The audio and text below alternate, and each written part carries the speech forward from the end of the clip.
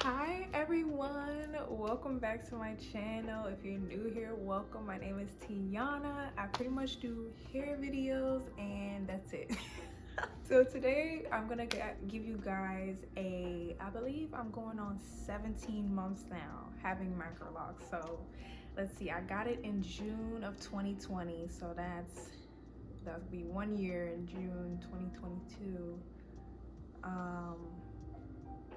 August. It'll be 16 months. It'll be 17 months December 10th. Sorry guys. So I'm gonna be doing my 16-month update. So much has been going on since then. As you can see, my hair is still flourishing and growing, but I have been having some issues with locks coming out. Yes guys, my locks have been coming out and I know exactly why. Okay, so we're gonna be talking about that. I'm gonna be showing you guys the grid, and I'm gonna be showing you guys ways you can mitigate lock fallout. So stay tuned. So first I wanted to show you guys the grid before this retightening vanishes, because it's only been less than a week since I got my retightening and I feel like it never lasts over a week. So while I have the opportunity, I want to show you guys. Just to show you guys how my grid was formed. Okay. So this is the back. Alright.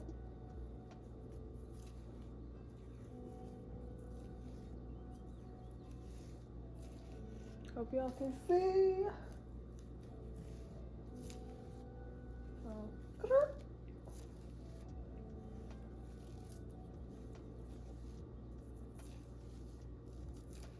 Like I said, just got a retightening. So, and I only get these every 7 to 8 weeks. So,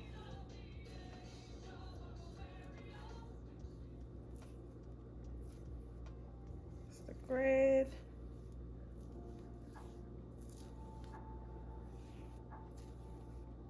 Okay.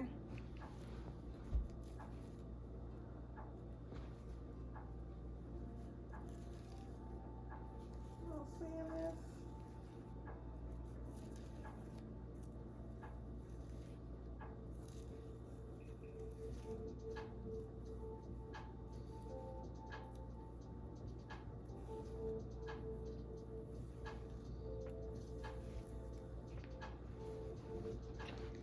And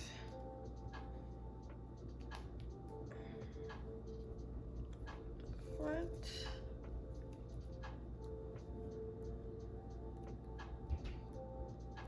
I wanted to show y'all something later. That's why I have this clip here. Don't mind that.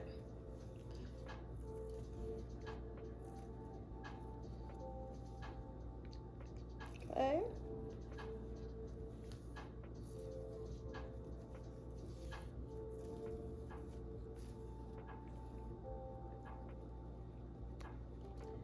Alright y'all, those are my locks. That's my grid.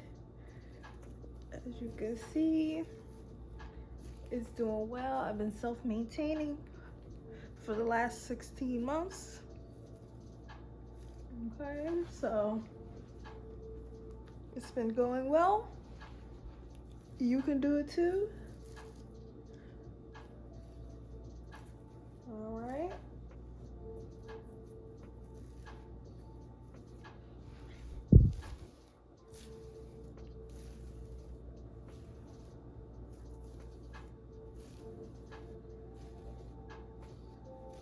That's my grid. And a lock count video will be coming up soon. Guys, if I'm being quite honest, I don't care how many locks I have. But it is nice to know how many locks you have, just to know, I guess. But I really don't, it's not a necessity for me. I just want to tell you guys, I destroyed like 3 of my locks. One day I was just finger combing my hair, and all of a sudden a lock that is probably like this size came out. And I was devastated. I'm like, I lost my first lock. I didn't even know this could happen to me. And I was in denial a little bit because I know exactly why this lock came out. It was because of the fact that I was styling too much. I was cornrolling my hair and braiding it every other day. And around the root, around the perimeter, the edges, they were very, very tight. And this is high traffic, very sensitive areas. Edges are very sensitive. That's where they're gone first. That's where they're gone first. So, and me thinking that I was doing this while I was a loose natural and nothing happened, quote unquote, but we don't really see the damage we do when we have loose natural hair as opposed to locks, because our hair does not shed. Therefore, you see everything. And if you're a loose natural and you put your hair in a puff every single day, a really tight puff or ponytail every single day, you may not notice your edges being gone right away, but they are thinning out, especially if you're doing really tight, brushing those edges back every single day. Unless you just have strong edges, which I've seen that before, but that's not everybody, you know what I mean? Most of us, we have very sensitive edges, okay? So you could do that when you're a loose natural hair, but when you're locked and you're doing tight styles, you're going to actually see the hair come out, because those places where they're constantly stretching and weighing down, they'll get weak. They'll get weak, especially the smaller your locks are. They'll get weak, and my locks are smaller in the front. And they'll you'll start to see less hair maybe in between this part and more hair in between the middle. And that less hair part is where your locks could possibly break, if that makes sense. And that's what happened to me. So I immediately stopped. It happened to about 3 of my locks. The first one was this one, and I'm gonna show you guys how I fixed it. The second one was this one. And the third one, I can't find it, but I wanted to show you guys a small lock that could potentially be ruined if you are not careful. This is a very, very small lock, and show you guys. And I wish I could find the one with less hair in the middle so I can show you guys how I actually repaired it. But basically what I did was I took some human Afro kinky hair. I got this from Alibaba. And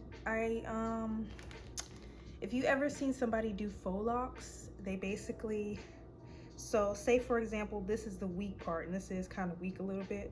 So I think I'm gonna show you guys how I did that. But I would take the two strong parts of the lock, and the weak part, I will put that together, rub that down a little bit. Hope you guys are seeing this. Rub that down, and then take some human hair and wrap that around to strengthen that part of the lock. And that's what I did. The same thing with this one. And I know these two, because it's a little bit rougher and it's not a twist shape anymore. That's how I know it's these, and I can kind of tell.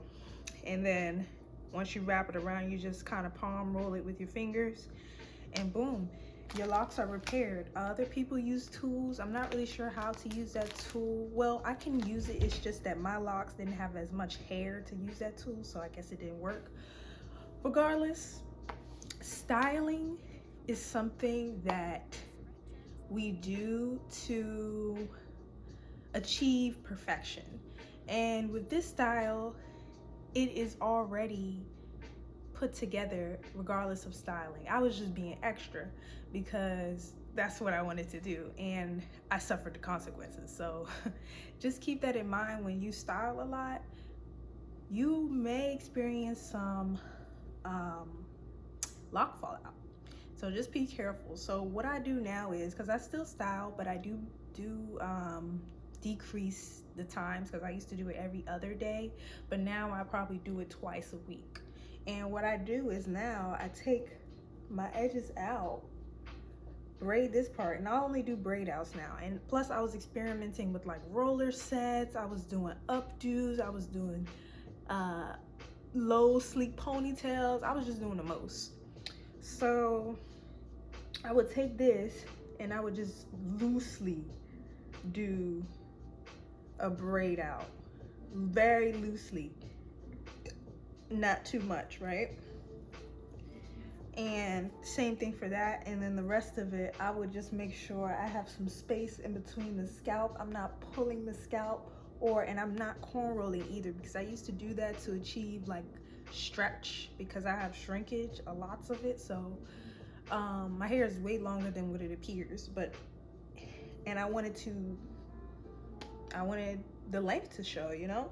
So I would coral it to stretch it even more, but that was putting a lot of stress on my roots, especially around the edges. So I know this seems like common sense, but sometimes it goes past your head when you do things that are when you were a loose natural, as opposed to when you do it when you were locked, thinking that your hair's strong enough when really your hair was breaking when it was loose natural. You just didn't see it, because our hair shed every day, and shed hair, we may not recognize the difference between the breakage and the shed hair. Maybe we're not paying as much attention, or it just happens so often, or maybe we just shed hair a lot, like more than the average person. I don't know your individual circumstance, but the point is, locks, you're gonna see exactly, if you're doing the same thing that you were doing when you're a natural hair, you're gonna see the consequences much more faster than when you were a loose natural hair. Like I said, with locks, we don't shed, so all that shed hair is being wrapped around itself. So yeah, you guys know the difference between loose natural hair and locks, but I just want y'all to be careful, because I don't want the same thing to happen to you guys. But that's what happened, and basically how I destroyed my locks. But as far as the update goes, everything's been pretty much the same as the 13-month update that we did 3 months ago. And you know, same thing. I love my locks. They're starting to lock a lot quicker in the back. Some of the locks in the back are completely locked. Okay. They still have a little bit of shrinkage, but pretty much all of the shed hairs is wrapped around itself from tip to root. I don't know if y'all can see this, but yeah, that is that for you. And I've just been really enjoying the freedom of having Microlocs. Microlocs has been a huge blessing. I'm so grateful that this style was recommended to me out of nowhere. When I first decided to get locks, I had faux locks in, and I loved the freedom of it.